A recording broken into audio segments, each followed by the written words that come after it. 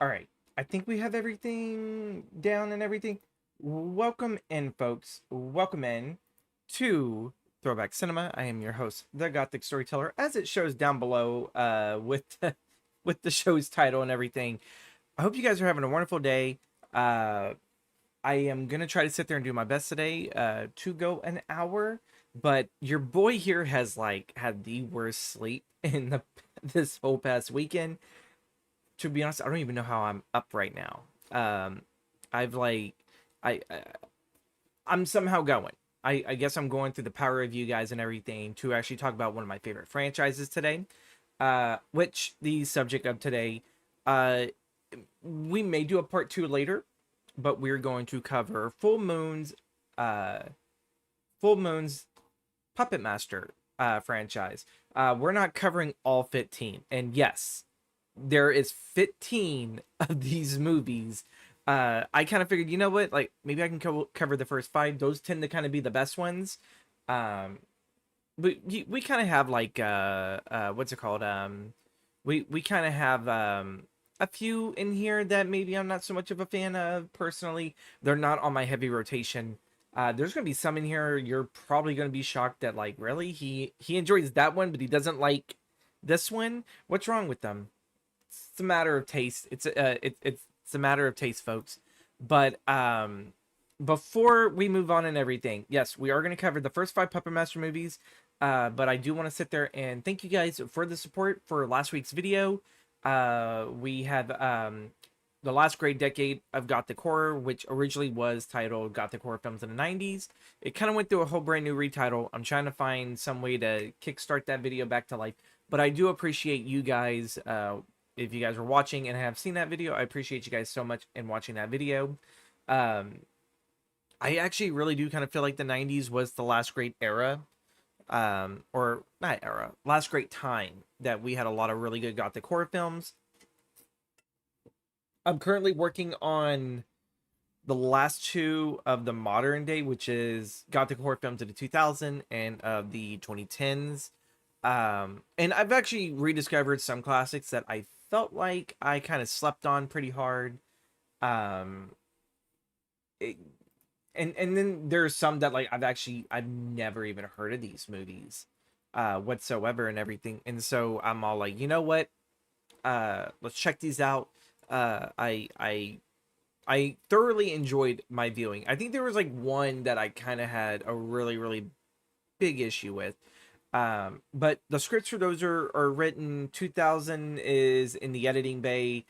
2010 is probably about to go into production sometime this week, for me to record. And then of course I'm working on the screenplay currently right now, where not screenplay but the script, to back where it all began, with the 1910s. So by the time that one comes out, we would jump from 2010 to 1910, jump back 100 years, to when Fear was first filmed on celluloid. And I'm actually having a lot of fun. There are some moments I'm like it's like, I'm struggling here, but there are moments I really enjoy that. To let you guys know, next week we have a video dropping Wednesday. I may actually drop it a lot more sooner, not in the evening, but maybe drop it a few hours beforehand, to see how that performs. But it's just gonna be a short film, or a short video. It's gonna be 4 minutes long. It's the epilogue to our Hammer horror series. So I am gonna be wrapping up Hammer horror. I'm not really gonna cover the entirety of that studio. I'm not going to be covering that whatsoever in the future, at least not in the way that I wanted to, where I wanted to make a series that was uh made for a specific time of the year, for you guys to enjoy. There's just too much on my plate, and so I have decided to put that on an end. There is actually a way that I really want to sit there and do the Hammer horror series, and I probably should have did it this way a long time ago when I started scripting and all this. But I was like, you know what, it's fine, you figure it out. And I think I kind of did, but I don't want to I don't want to promise you guys anything and then it's like and then deliver half-baked goods. I just don't want, I don't want to do that. So the epilogue is going to be made available for my membership people this Saturday. Currently, Ko-Fi is having a week run with it. And then for those of you guys that actually subscribe to my YouTube membership, it's only $5.99 a month. Uh, you guys will get my videos early before the rest of YouTube gets them and everything. So yeah, Saturday I will probably drop it Saturday afternoon for you guys and everything. And speaking of that, I do want to plug the socials: Instagram, Threads, Blue Sky. Though Blue Skies, I think, kind of went down today. I don't understand what's going on. I've tried posting some of my advertising stuff, and it's not working. Um, but Instagram, keep up to date of what all I'm posting, what films I'm watching. You can also sit there and do that with a letterbox as well. There is a link down below in the video description that does take you to my Instagram, and then the link below is my link tree that gives you pretty much the whole fare of where I am at on the socials. I'm also on Facebook, but I don't really advertise Facebook because really, like, I only get like a little small bit of a community there. They're now starting to stir and chirp, and I'm all like, I abandoned you, and now you wanted to live. I I don't know what to tell you. But the support, YouTube memberships, become a film student, $5.99 a month and everything. We have a YouTube goal currently going right now for the first half of this show, at least 30 minutes and everything. So if we get 5 super chats, and that could range anywhere between $2 to how much you are feeling generous today, to help me out with my goals and everything of upgrading stream equipment and doing all that and everything, buying plugins and everything, anything that can make the video making a lot more easier and a lot more fun. That's all pretty much where all that support is going to and everything. If we can reach 5 super chats today, folks, I will actually do a bonus community stream this month, which means I will have you guys vote upon 3 ideas that I throw into 3 ideas that I throw out there into the ether, and you guys have a week to vote on that and everything. So keep that in mind. Keep that in mind. We are going to jump right here into the main topic. Also, too, if I sound any different, do let me know. Sorry, that was a bit of a jerky cam thing. I ended up actually updating my I updated my PC, and a lot of the things that I did put back together apparently didn't keep themselves put back together. But we're gonna tackle our first film for today, and that one is being Puppet Master. And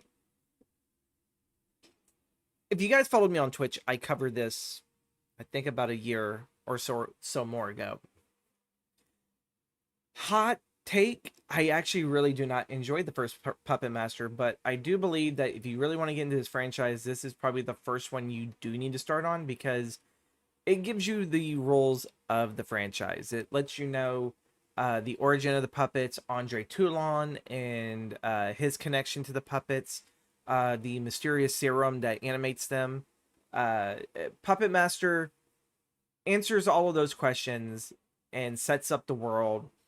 But what this and the sequel seem to be heavily focused on is psychics. And one thing noticing about kind of going back here briefly, even looking at my notes and everything, is that you kind of notice with certain entries, there is an ongoing theme that gets played. And the first 2 films are all about psychics. They love psychics getting killed by puppets and everything. And they also like it when the masters are transforming their bodies into another plane of existence, and then the puppets are like, yeah, no, I'm not going to serve you no more. But we'll get to that one here in a bit. One is definitely forgettable, but it does give you the premise and the rules of Andre Toulon and his killer puppets. We are given, as you guys can sit there and see here on the poster, if you're watching it on mobile, you probably are going to struggle a little bit, so I do apologize on that. But we have Blade, which is the leader of these group of puppets, Jester, which is my favorite of them all, Tunneler, Pinhead, and Leech Woman. Um, these are kind of like these are like the first class, I guess you would say, if you would try to compose this into an X-Men thing. Okay, that was weird. If you would have like thought of these guys as like X-Men or whatever, this is the first class of puppets to a certain extent. It's our introduction to them. Again, if we start going past 5, then that's when we start really looking at the first class. But yeah, we are given an understanding that Tulam is not necessarily an American, but he has fled to Bodega Bay, California. Um, and hiding his puppets, he takes his own life before these mysterious men in coats show up, which later are kind of filled in that they are Nazi SS men, or spies, Nazi spies, and everything that are hiding over. Toulon takes his life, hides the puppets, and years later, the puppets have been discovered by a brand new master who has sinister purposes for his psychic friends and his grieving widow. Welcome in, Jessica Jones. How are you doing today? I did mention just a little while ago, to kind of pull back. We have another YouTube goal again. If we can reach 5 super chats, we are going to have um, we're gonna have a second community voting stream. So I'll probably, if we reach that today, if we can get 5 super chats, that then I'll probably actually save that for like the last week of this month and everything, just so that there's a big difference. Well, I mean, if I do that and then I do one the following week, you guys will have 2 back-to-back community weeks. So there you go. Welcome in, sis. Um, but yeah, that's pretty much kind of like the gist of this. Charles Band, who had created this franchise, essentially, along with the help of the other filmmakers, he's not the only guy, but he's the producer, the head of the company, so he does his name's on the cover. It's a Full Moon Pictures. Previously, this was not his first killer doll film. Before we move forward, this is not his first killer doll film. He did make a killer doll film 2 years prior, in 1987, called Dolls. That's pretty much the name of it. With Empire Pictures, and of course, it is through Empire Pictures that goes bankrupt that we get Full Moon. Empire kind of like to dabble, I guess, mostly in the science fiction. Um, and they ended up going under. They attempted to sit there and do the theatrical experience, but Charles realized that, oh, hey, we do really, really good at home video.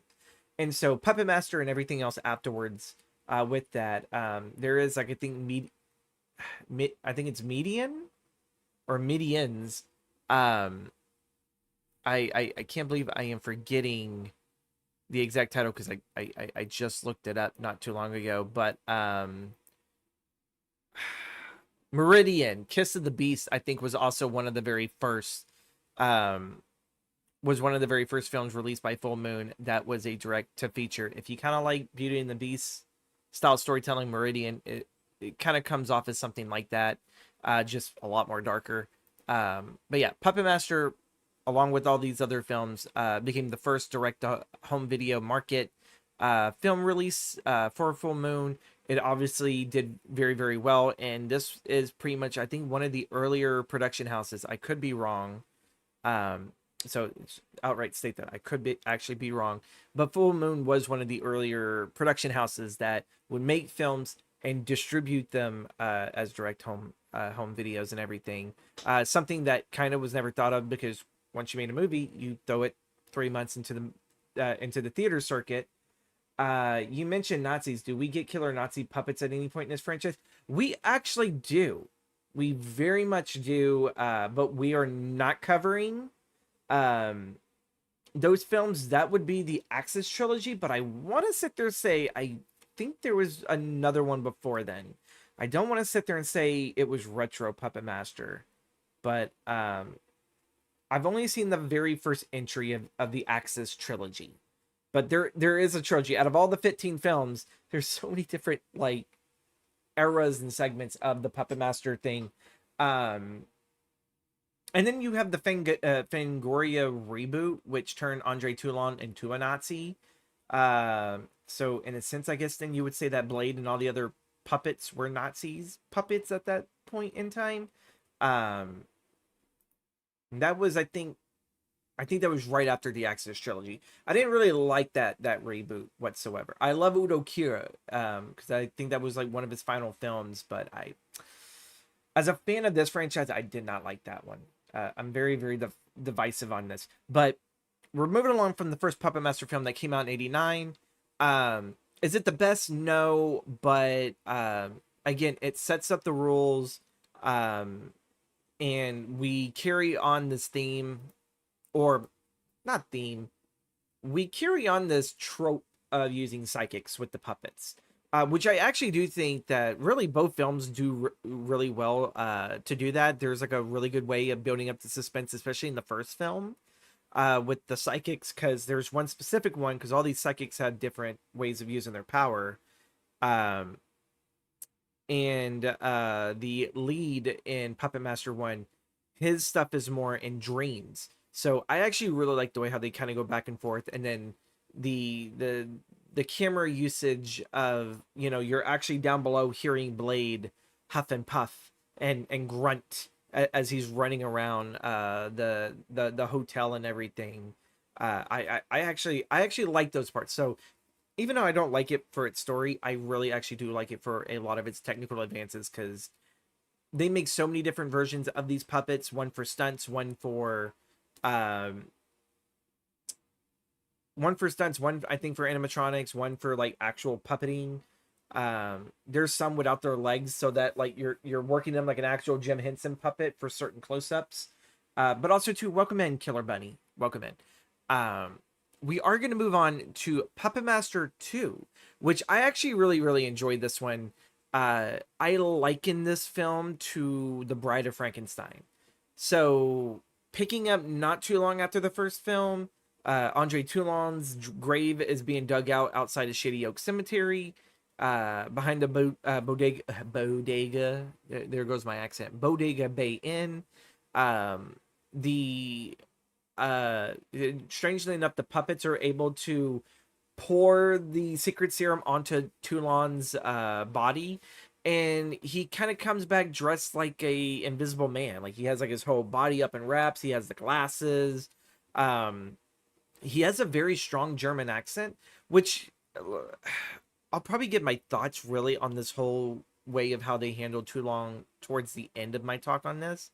But to move along through the story, we have brand new psychics in that are essentially investigating Bodega Bay for, I believe, um, paranormal activity, and what they end up actually discovering is that uh,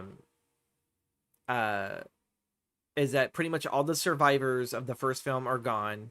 Uh, Alex Whitaker, who is the main character in that film from the first film, he's in an insane asylum, suspected of the female lead's murder in the first film, and was and suffers from terrible seizures. So don't expect those characters to come back whatsoever. Really, no one ever comes back into this.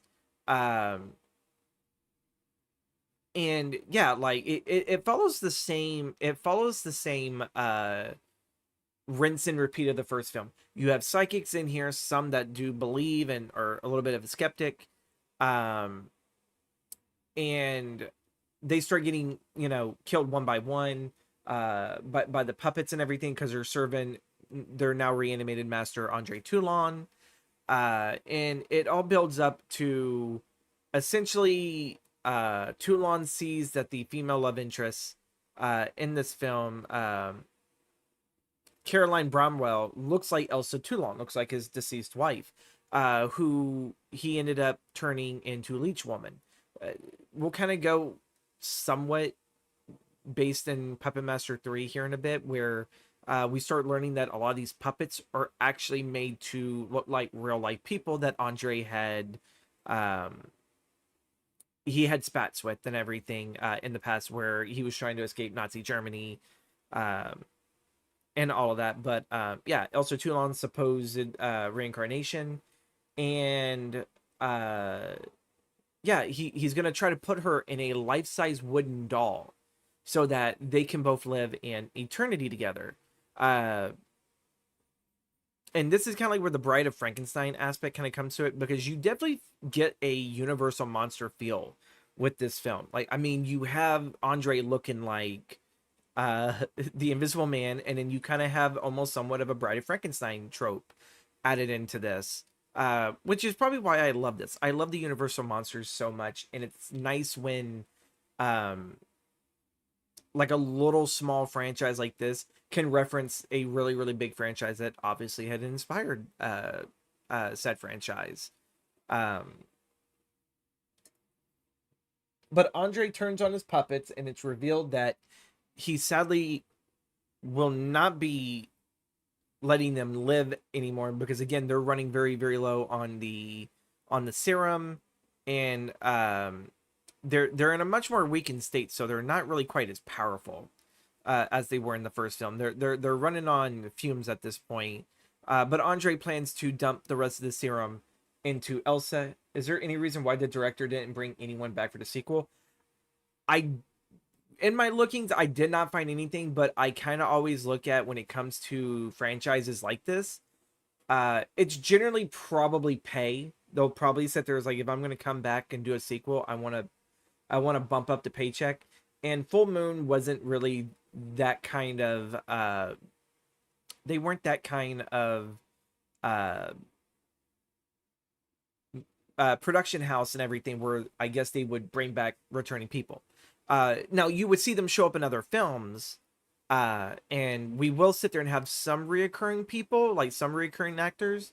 Um, but if it's like the character, they don't really bring it back, and that may make me sound very much contradictory when we reach the later entries, because technically, yes, they did bring back certain characters. Um, but yeah, no, Tulong is attempting to kill Carolyn and go through this whole situation of transferring her soul and everything into this wooden body. And the puppets take him out, and I think it's very glorious in how they do it, because the man is made of wood, and he's made of wood. He's fighting puppets, and these puppets are actually able to completely destroy his body. Um, and yeah, Tulong suffers a very very painful death. He's completely destroyed, to the point that it just looks like, after they get done killing him, he just looks like Humpty Dumpty who was filled with pea soup. There are shots and moments where they actually do show, I think, like, it's his whole leg, I think, shatters, and you have nothing but that serum come through. But I think the way how it just looks being filmed, outside of the bottle and like in the fabric, it looks like pea soup, like what you saw in The Exorcist when Reagan would spit it up. That, at least to me, that's what it looked like. It looked like the pea soup stuff, which kind of adds to the grotesque. It's like, you don't really need to show a lot of blood. You just need to show the right fluid. That sounds really dirty. That sounds really dirty. But yeah, you just have to show the right fluid at the right time, and that's what she said. Ew. Uh, so the film does wrap up with actually one of the mediums, or yeah, one of the mediums actually had her body transferred into um, the wooden bride outfit and everything, because I believe, I think it's Michael. It's Michael and Caroline were able to escape. They were able to survive this. And Wanda, I'm trying to look for, no, it was Camille. It was Camille that was revived, and she drives the puppets to Boulderston Institution for the mentally troubled tots and teens. Now, what's really weird is the next entry would be a prequel. It'd be one of many prequels in the franchise. And so the way how this film ends doesn't really work continuity when we jump to 4, because obviously in 4 they're back in Bodega Bay, but we're getting ahead of ourselves here. Also, to let you guys know, we have about probably 7 minutes left of our goal before it ends. But moving forward, and I just realized I did not show you guys the cool poster of this. Oh, and I didn't even talk about Toulon's twisted mystery. So either way, Leech Woman dies in this film, Apparently Leech Woman was not received well, which it's a female doll that spits up leeches, and in the first film she does spit like quite a few leeches into one dude's mouth to the point that he chokes on him. So I guess I can understand why they didn't. I guess maybe the censors, or I don't know. I don't know who they are, but from my readings on this, they took out Leech Woman because it seems like maybe she was not popular enough. So they replaced her with Torch. And Torch on here is one of the special extras because he actually does have an actual flamethrower for an arm. When they actually made him, like there's like an actual flamethrower, and if you actually go to Full Moon Entertainment, I believe that's what they renamed and rebranded their YouTube channel, was Full Moon Entertainment. You can actually watch the I had to find them for a bit, but you can actually watch the behind the scenes mini documentaries that they made a while back to actually show how they made these films. And Torch was a special project because it's messing with live fire on a very small film set. So there was that to be in, and then one of the characters that actually does get set on fire, they swapped the actress out with a stunt woman who was like wearing like a fat suit. Oh my god, that had been hot to be set on fire by a little puppet, and then like you have to do the acting of what's recounted in the scene, and then just drop dead, and then have all these guys come and cool snuff the fire out with the I think one of them I saw in the video did have a fire blanket, but mostly they had fire extinguishers, and I was all like, oh boy, that's a stressful job I would not want to take on. Before we go into Puppet Master 3, because I jumped the gun way too damn soon, Andre Toulon was obviously a nice guy. He was played by William Hickey in the first film. In the second one, he's played by Stephen. I'm having to go back here. Stephen Wells, um, who played Andre Toulon, and I didn't like it that they made Andre a villain in this. It didn't make sense looking at the first film, because the first film he seemed like a real genuine nice old man. And then you kind of get like some you get some semblance that maybe he was Jewish or whatever from, I think, the first film, because they do mention he fled from Germany from the other psychic researchers when they were looking into the history of all of this and everything. That he had fled the Nazis. So we kind of figured, okay, he's got to be a good guy because if the Nazis are chasing him, he probably did something to, fuck him up. But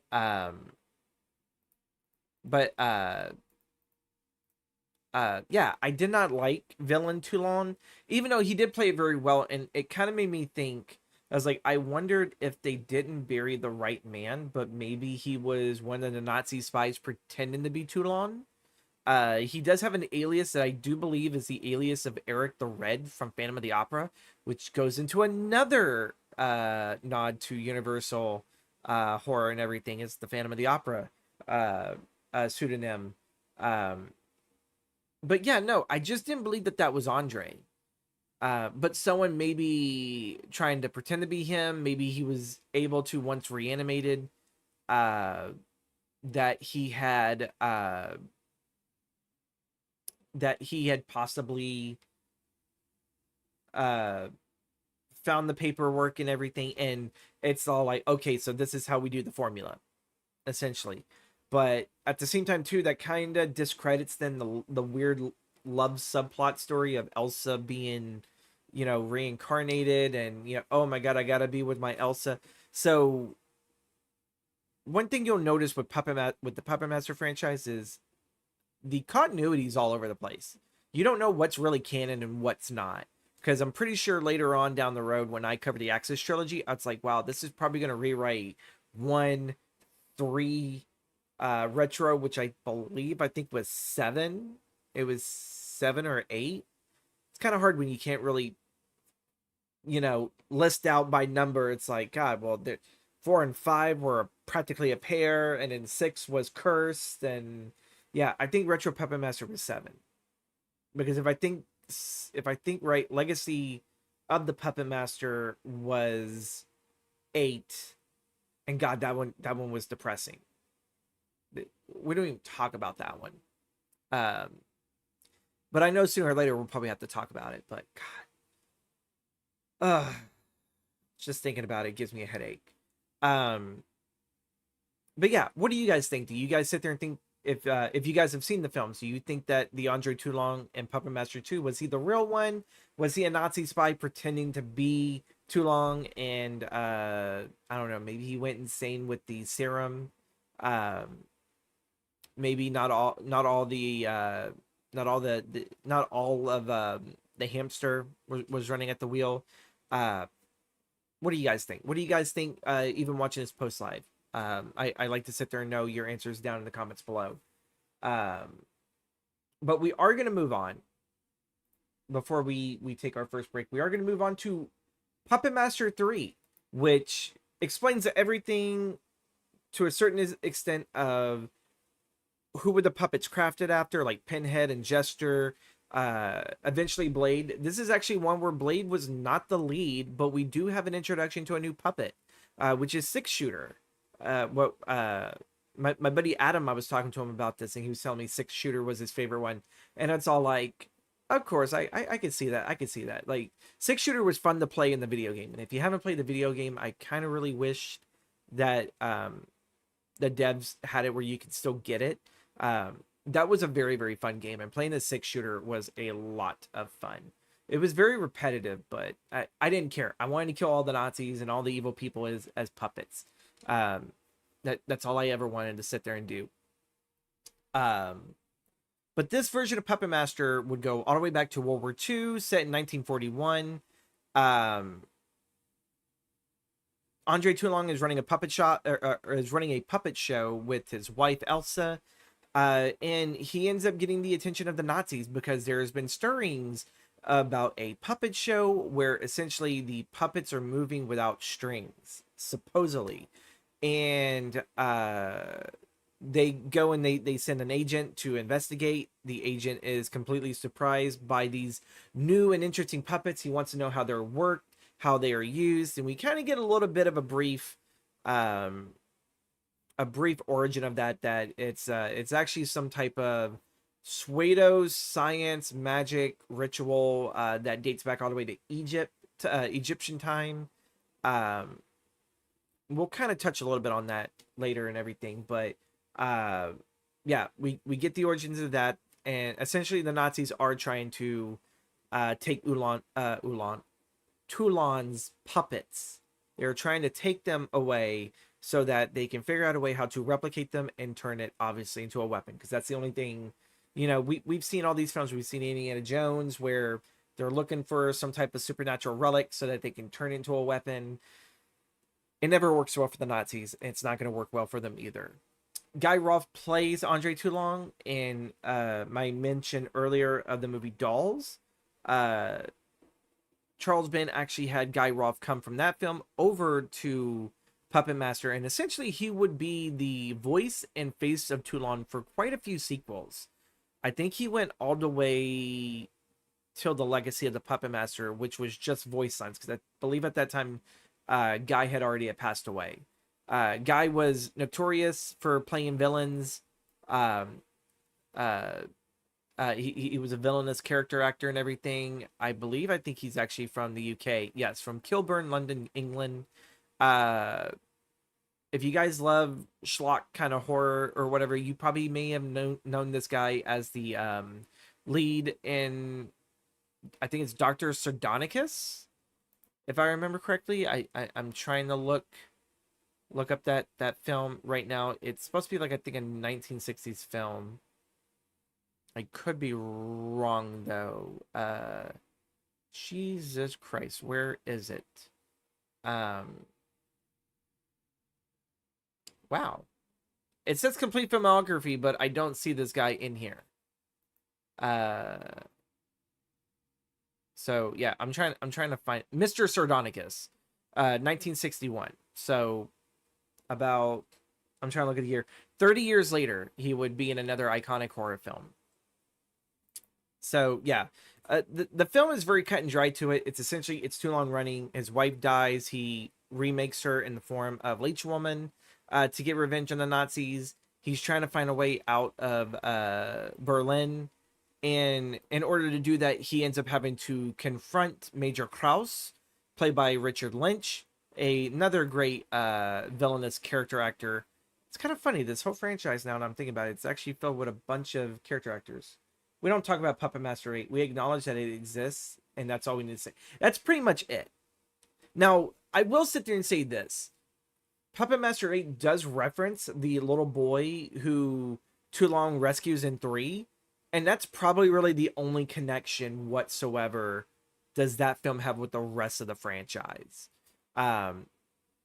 Less said about that, the better. Really, you could skip 8. We may just skip 8 whenever we pick back up on this. We just may skip that. Be like, look, we'll just cover these other films, and you know, God, I feel like we can break this up in several acts where we can do, after this, it's Curse, Retro, and then Puppet Master versus Demonic Toys. So that's at least 3 films. And then you have the Axis Trilogy. And then you have the remake, which again, I don't like. And then you have the Blade solo film, The Iron Cross, which is a prequel. And then you have Dr. Death, which came out 4 years ago, coming this year. Yeah, this year, make it 4 years. Which is Dr. Death, which is kind of like a retro Puppet Master version of Blade. So yeah, I can actually do that. I'll probably write that down later. I'm a bit sleep deprived, so I probably am gonna have to write that later. Otherwise, I'll forget about it. But yeah, this is the first prequel, the origin of Andre, fleeing the Nazis, the birth of Blade and Six Shooter. One of the scientists that actually, or doctors that actually do work with the Nazis, not really, in favor. It's more of against his will. He does get turned against by Major Kraus and dies, and Andre is able to revive him as the puppet we all love, Blade. Essentially the leader of the puppets. He ends up kind of becoming later on and everything. But this film, I can't really sit there and say there's really anything great about the story. It more or less kind of answers questions of, are these puppets made to resemble someone? Pinhead was supposed to be a truck driver that was supposed to be delivering food and goods. But what he was actually doing was smuggling Jews out of Germany to save them, and he ends up being killed. Jester was the guy that mocked the Nazis and everything, and he was killed, I think, after being turned into a... No, he was not safe. He was just killed on sight because of his jokes.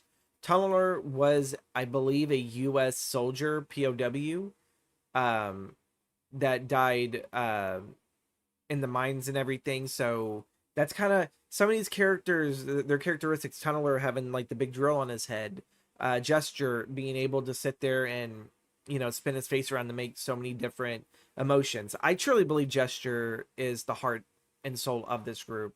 But the weapons or whatever key characteristic that you see of them, they borrow a lot from the people who have died. Six Shooter was just recently created, and they don't really answer to that of what Six Shooter was supposed to be from. And while Leech Woman is Elsa Toulon, I don't really understand the leech part. I really don't. Andre thought his wife was a leech. I don't know. I do not know. What do you guys think? Why was Leech Woman given that weapon, and why was Elsa remade? There's another question for you guys. But yeah, we have these basic guys. I don't really care for the ending of this film where Major Cross's death. It's not that I didn't want him to die. The dude deserved to die. The dude was destroying families left and right and everything. The actor played a really, really great villain, and this villain at the end of the film had to die. but the way in which he died, um, though kind of slow burnish, it was a very slow, painful death. But I don't know. I kind of like look at the other films, like Puppet Master 2, where the evil Tulong's body is completely destroyed. And we get like this very kind of green gore effect going on. And then even in Puppet Master 1, when the evil villain in there is actually ganged up by the puppets, and he has like his whole like, legs and everything drilled into. Um, he has like his head cracked. Blade is like, kind of cutting him up and everything. Leech Woman is spitting up leeches into him. Like there's like this really big grandiose. And I feel like maybe on paper, the death of Major Cross was supposed to be grandiose because he gets knocked down and he gets kind of like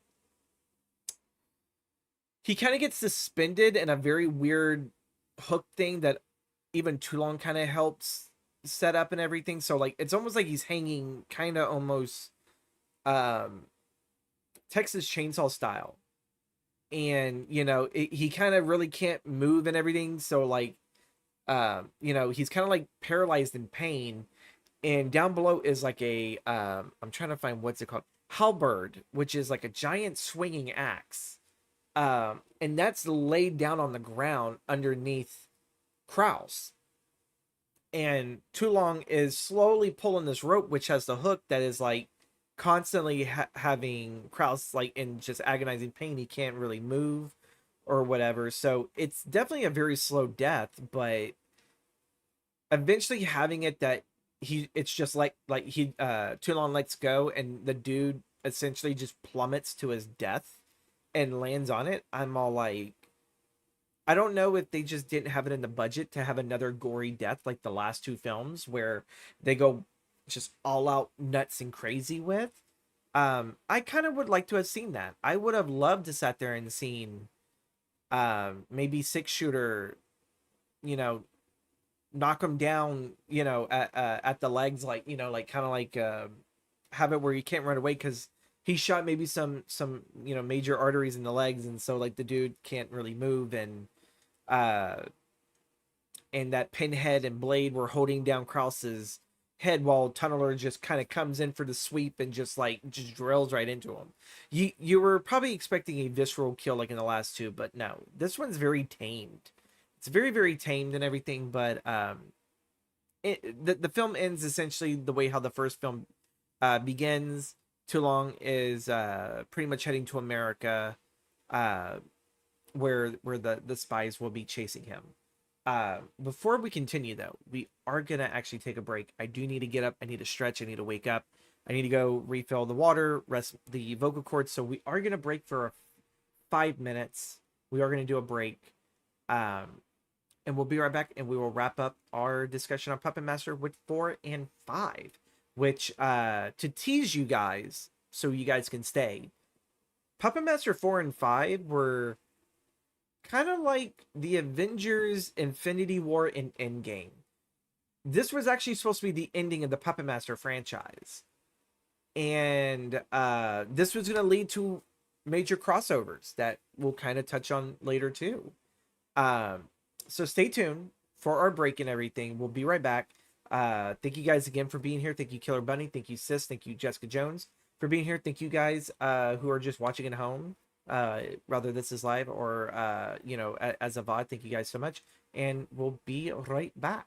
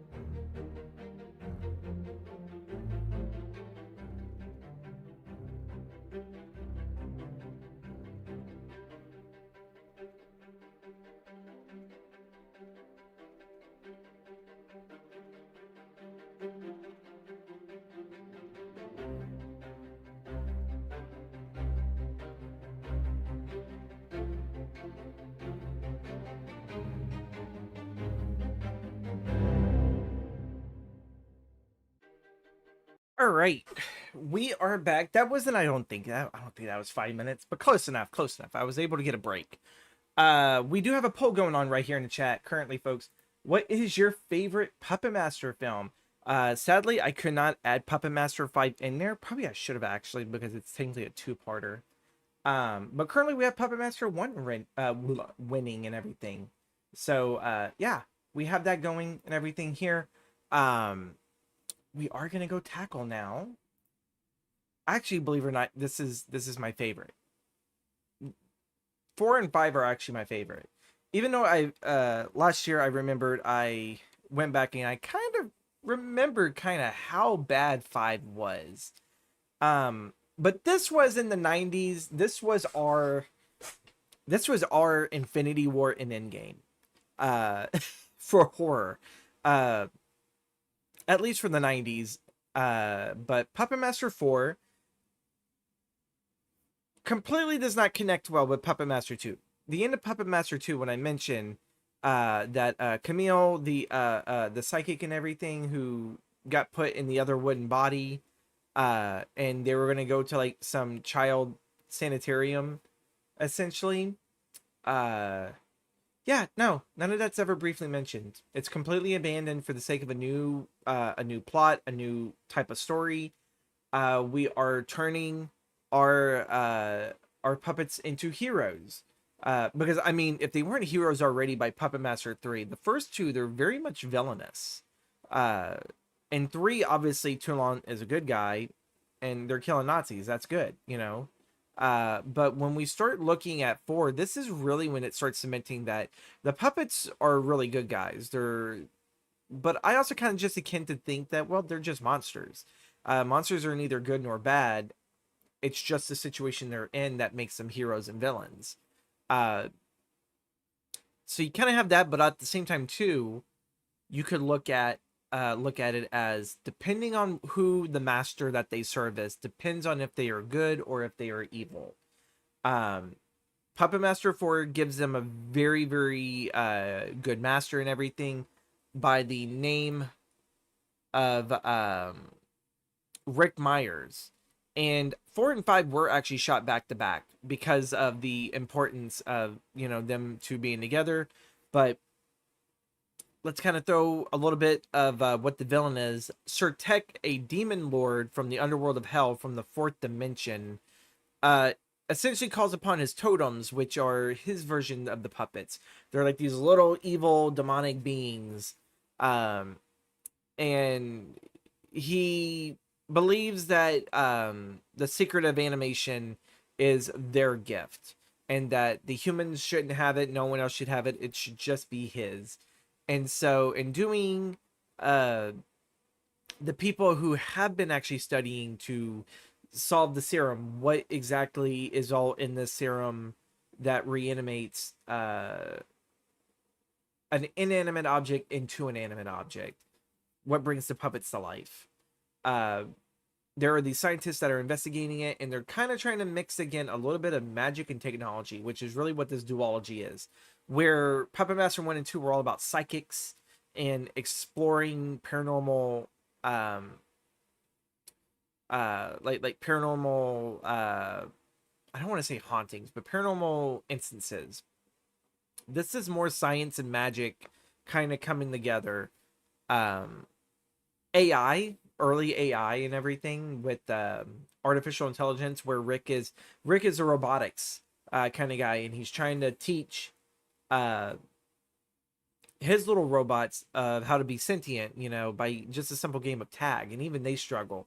But then he discovers the puppets while Sir Tech's minions are killing Rick's scientist buddies outside of the Bodega Bay. But eventually those minions kind of, reconverge on Bodega Bay. They're trying to get Rick, and they are trying to destroy the puppets. That's the gist of it. These minions end up killing Rick's other coworkers that are with them.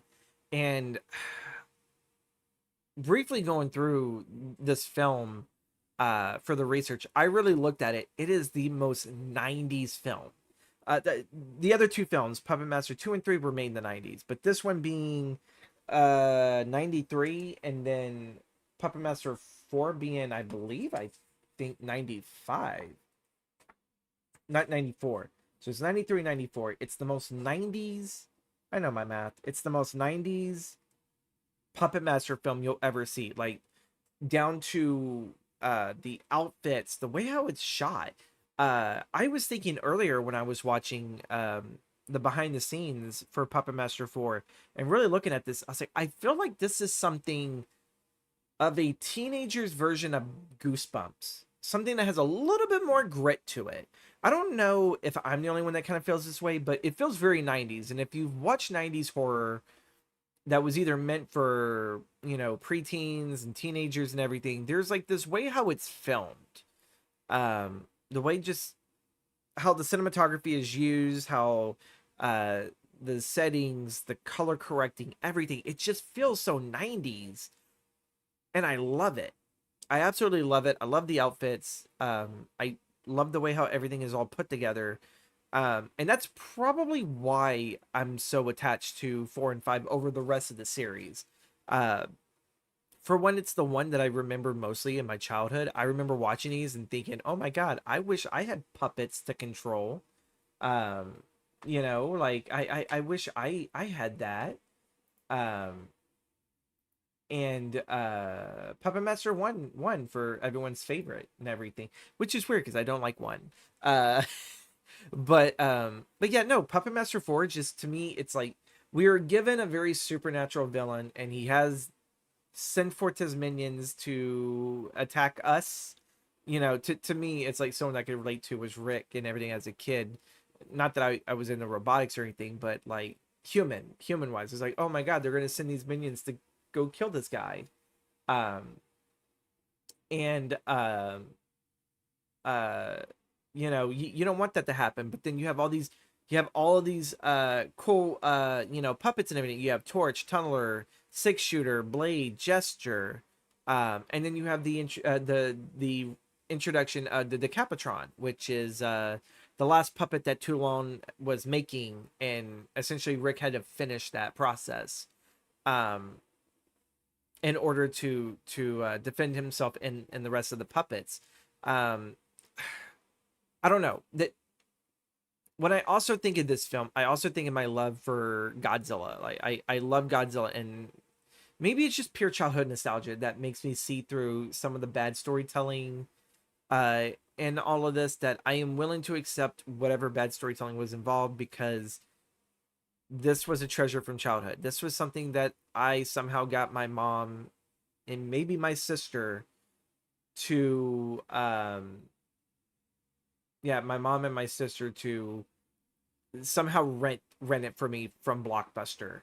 Uh, I absolutely adored this and everything. It's a favorite. It's definitely a favorite. I'm trying to stop my stumbling, but you get puppets versus demonic puppets essentially. Blade does his best to defend his fellow puppets, as well as his new master and everything. Uh, for inanimate objects, I can't really speak. I think this film also shows a lot of emotion, and it's not just Jester carrying the film through, because a lot of the heart and soul comes from him, and he has some really really good reaction shots to, like, oh my god, this person's dead, like, and he'll try to get people's attention, and he'll try to, you just see the little small things that he does to get people's attentions, like tugging on their sleeve and everything, and like doing like his little grunts, like oh, and pointing, um because he can't speak, but is able to enunciate some verbal cue and everything. But to me, I think this is probably the peak of Puppet Master. I think it was four and five. um it was the peak of the animatronics, the puppetry, everything. God, I fucking love this movie. It's such a great film. um and it's so 90s. It's so 90s. I'm like over here like looking at some of my extra notes and everything, and I'm looking down here, but folks, like, if you at least watch one and then you jump all the way from one to just watch four and five, I think you can understand four and five very well. They do well not to make it seem like you have to watch, you not like the MCU where you have to do a bunch of homework just to understand this one entry. You really really don't. It's just a very fun film, and I wish I could say that for five, but moving on to five, Surtek's minions have failed. And so he essentially has a far more superior totem, which really just looks like the same thing. It looks like the mini ones, but there's a bigger one, and Surtek has managed to put his soul into this one so that he does not fail. Um, and it's kind of odd because when you look at this, it's like, well, what is there left to do outside of, yeah, like the big bad's not defeated, so what are the heroes going to do until this guy reams his ugly head? um Not much. It feels like the puppets are on standby. So is Rick. Rick at first is like arrested for the death of his friends and everything, except for his girlfriend. His girlfriend's trying to break him out. And so there is like this whole first act where it's just trying to get Rick back to the inn. And then you have his bosses essentially trying to uh, steal all of his research and everything into the robotics, but also try to steal the Tulong formula. So you have corporate greed America on one end trying to steal from Rick, and then you have Surtek on the other end. Surtek just takes out the rest of corporate America. Like he's all like, I don't care. It's like, you're dead. He takes him out. And then you get the final confrontation where even Blade once more struggles to defeat these puppets. And it takes the joint effort of Blade and the rest of the puppets, along with the Decapitron, to officially defeat Surtek and send him back to the underworld or the fourth dimension, whatever the hell it is. Um, and that's supposed to be kind of like the end of the Puppet Master franchise. They start off as villains, and by the end of this 5-film deal, um, they're heroes. They are the things that, you know, because at this time, Full Moon was selling model kits. Um, they weren't like you put it together, but they were already put together and painted. But like, you know, Full Moon actually really made a really good franchise starting here. Um, and even though, yeah, I kind of detest five. Five's not really all that good. You know, it didn't age well. But again, we get a giant puppet that our puppet friends are supposed to fight. I love it. I still love it still. 4 and 5 together as a story, I love it and hate it. But this was supposed to be the end of it, and then there comes the crossover. So I got to look a little bit into this. This is what the original Curse of the Puppet Master was supposed to be. So, folks at home, give me your brief thoughts once I pitch this to you. So, with Puppet Master done, it was supposed to end at 5. The following year, we were supposed to get Curse of the Puppet Master, which is supposed to be part of a Puppet Wars crossover. So, there'd be no more of the solo titles, but there would be the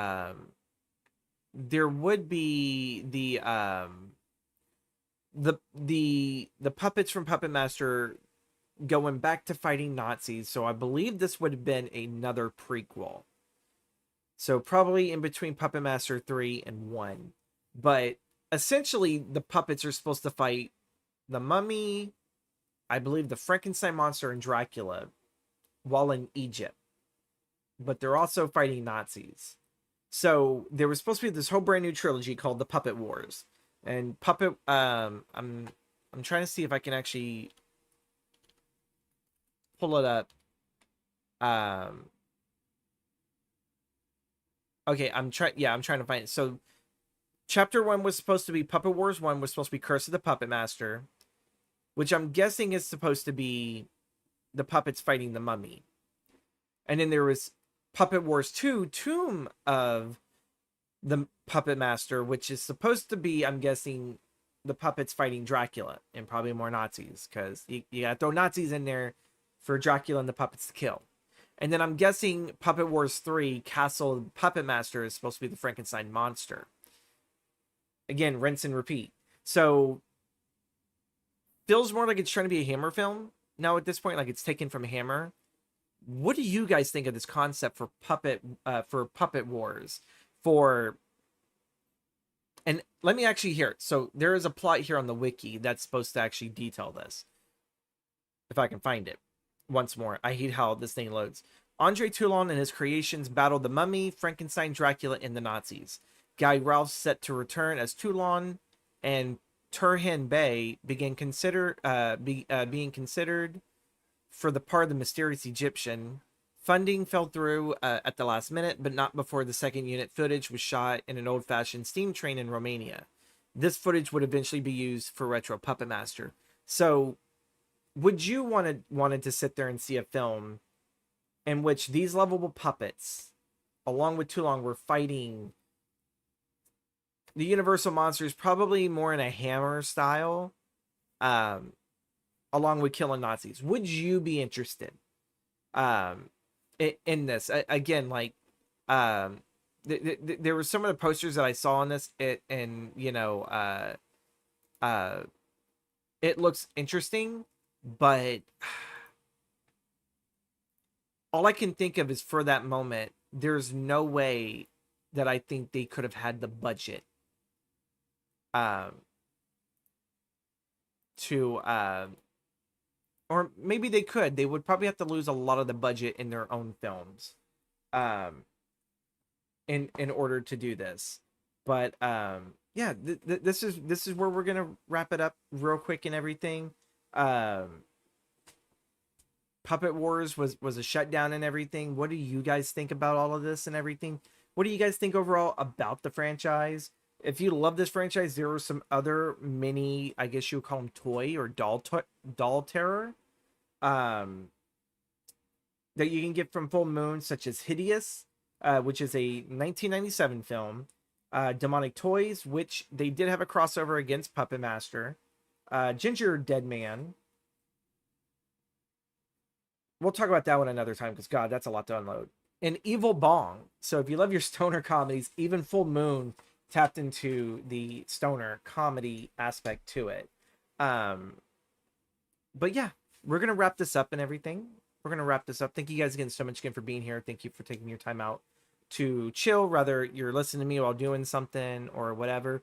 I really do appreciate it. I appreciate our time here. I love that you guys voted for this and that I was actually able to sit there and do a whole hour and more. I was able to give you more than an hour, which I feel really good.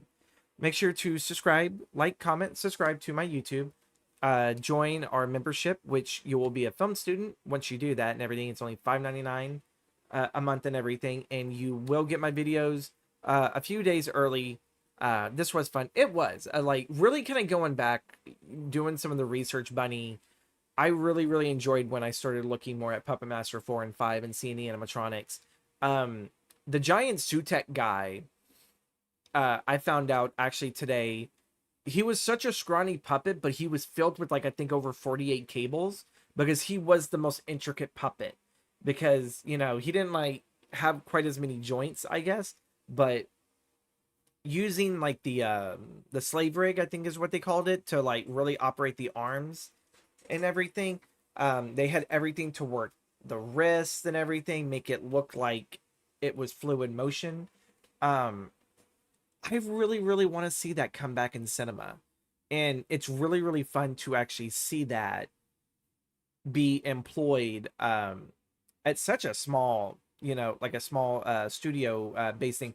Like these guys were doing probably film budgets that Roger Corman would do, which is probably $50,000 or less. Maybe well, I don't know, probably about the 90s it was actually $250,000, maybe a little bit more, maybe 300,000, not 30,000, 300,000. So very small budgets, and they were able to sit there and bring this magical world to life. I absolutely love it. It's one of the things I'll probably stem on, as well as Godzilla. If we ever the next community thing, I have to throw a Godzilla out there. You guys have to listen to me just go full tism on fucking Godzilla. I love that franchise. Next week, folks, we will be live again Monday, 6 p.m. Central Standard Time. We will be talking about Vincent Price's horror comedies. There's actually quite a few horror comedies Vincent Price has done. Some of them were Roger Corman, some of them without it. I think some were from Amicus, if I believe so. So I cannot wait to sit there and actually talk about Vincent Price. And I know one of my mods, she absolutely adores Vincent Price. So we are gonna talk about a couple of Vincent Price films and everything. I feel like kind of keeping up the upbeat of really covering things that I feel like I have fun and I think you guys will have fun talking about or learning about, because a lot of you guys tell me off stream that, you know, anytime that I go into one of these psychotic rants about film, you learn something. So it's kind of good that you learn something. Again, socials down below where you guys can sit there and find me. Instagram, like, comment, subscribe. Truly does mean a lot. We are still on the road to be fully partnered. And with that, we have to get 1,000 subs, and we need to get ourselves to 4,000 watch hours. And we're so close, folks. We're getting there. We're on the grind. We're enjoying the journey as we go and everything, and trying not to lose sight of that as well. But I really do appreciate you guys. Next week, we will have a short video out. It'll be only 4 minutes and everything. It'll be the Hammer Horror epilogue. And then later this month, we will have the Hammer Horror supercut. So if you just want to binge everything all at once in one video and everything, we will have all of my Hammer Horror videos that I've made so far this year. We will have that in the supercut for you guys. Thank you guys again for being here. Have a wonderful rest of your week. Watch a really good movie. Even if it looks like garbage, just watch a really good movie. And read a book. Read a book. I've been doing that in my daily chapters. I've been telling people to read more. Not just watch movies, read more. This is kind of awkward now. I'm going to go. Bye.